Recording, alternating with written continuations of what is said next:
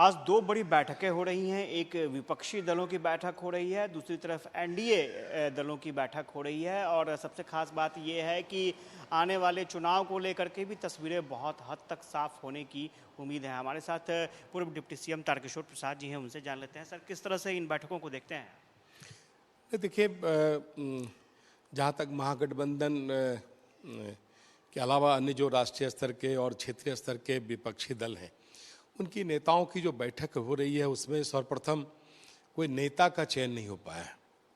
और जिस प्रकार से नीतीश कुमार जी अपने राजनीतिक स्वार्थ के कारण इस कुनबे को जोड़ने का जो असफल प्रयास कर रहे हैं, उसमें उनको सफलता नहीं मिलेगी, क्योंकि स्वाभाविक तौर पर वो एक ऐसे दल के नेता हैं जिनकी पहचान बिहार में सिर्फ बिहार तक है, और बिहार में भी अपने बूते सरकार बनाने की स्थिति में नहीं है।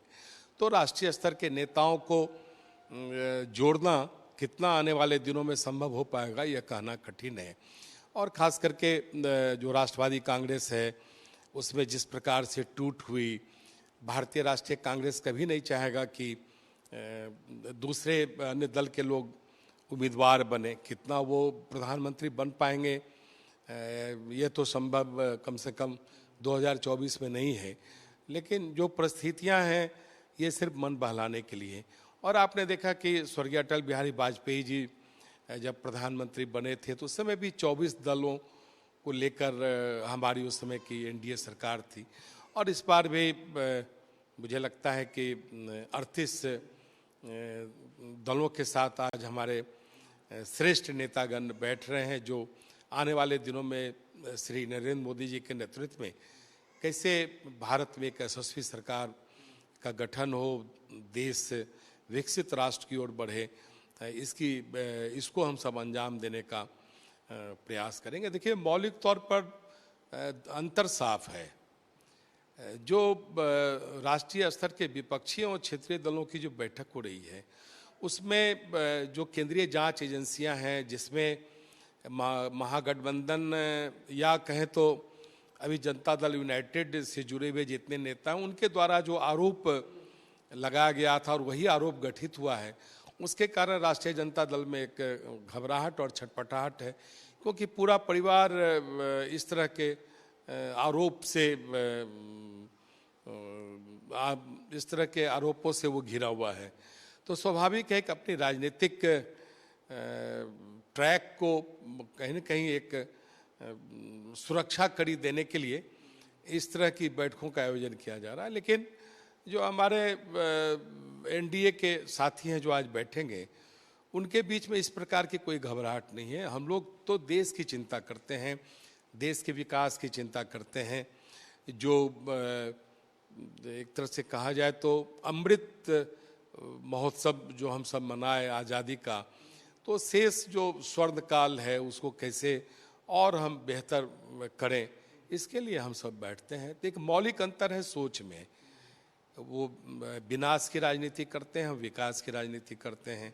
हमारा प्रधानमंत्री तय है, हमारा नेता तय है, और उनका कोई नेता तय नहीं है। जब नेता की बात होती है तो वो बगले झांकने लगते हैं, फिर एका की बात करते हैं, उसको तो कभी भी तय कर लिया जाएगा। वो कभी भी तय कर लिया जाएगा इसलिए बोलते हैं कि वो कभी तय ही नहीं हो सकता है, क्योंकि हर दल अपने राजनीतिक स्वार्थ से वहाँ बैठा है।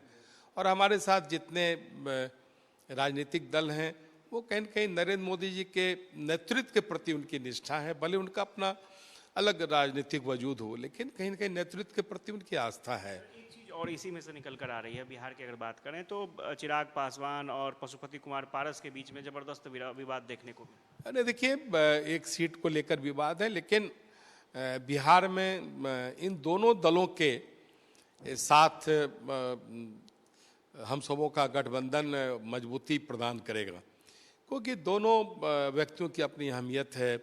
स्वर्गीय रामविलास पासवान जी के नेतृत्व में दोनों व्यक्तियों ने एक राजनीतिक दृष्टि से अपनी पहचान बनाई है। तो एनडीए को दोनों नेताओं की आवश्यकता है। एक चर्चा और हो रही है, ओवैसी जी की पार्टी को निमंत्रण विपक्षी दलों की तरफ से नहीं मिला। जेडीयू कह रही है कि ओवैसी जी की जो पार्टी है वो बीजेपी की बी टीम है, उनसे क्या फर्क पड़ता है, उनको निमंत्रण देने का कोई मतलब नहीं है, उनके पास कोई वोट नहीं, देखिए बहुत स्पष्ट है कि जिन बातों को श्री ओवैसी कहते रहे हैं वही सारी बातें राष्ट्रीय स्तर के राष्ट्रीय स्तर के राजनीतिक दल एवं क्षेत्रीय दल कहते रहे हैं। जो उनकी सोच है तुष्टीकरण की, हम तो संतुष्टीकरण में विश्वास करते हैं, और जिस प्रकार से एक वर्ग विशेष के तुष्टीकरण की बात ये सारे नेता करते हैं, वही बात श्री ओवैसी करते हैं। श्री ओवैसी थोड़ा कठोरता से करते हैं, एग्रेसिवनेस उनमें ज़्यादा है, लेकिन कमोबेश जो मूल तत्व है दोनों का समान है। इसलिए वो नहीं चाहते हैं कि श्री ओवैसी उनके साथ आ जाएं। तो जिस वर्ग विशेष का श्री ओवैसी नेतृत्व करते हैं तो उसका सारा क्रेडिट श्री ओवैसी ले जाएगा। तो ये जो सारे दल हैं ये उस क्रेडिट से महरूम हो जाएंगे, इसीलिए ये लोग श्री ओवैसी को साथ नहीं रख रहे हैं।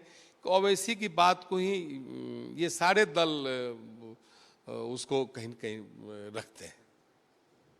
किशोर प्रसाद थे और इन्होंने साफ तौर पर कहा है कि जो बैठक हो रही है उन बैठकों का क्या मकसद है और उसका नतीजा क्या होगा वो भी इन्होंने बताया। देखना दिलचस्प होगा कि जो दोनों बैठकें हो रही हैं उन बैठकों से क्या परिणाम निकल कर सामने आते हैं।